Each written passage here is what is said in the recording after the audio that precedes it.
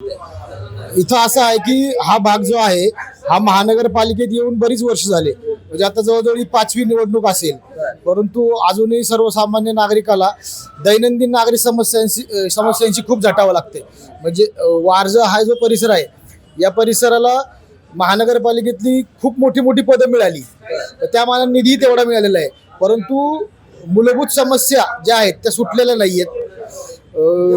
वाहतूक कोंडी ही खूप मोठी समस्या आहे.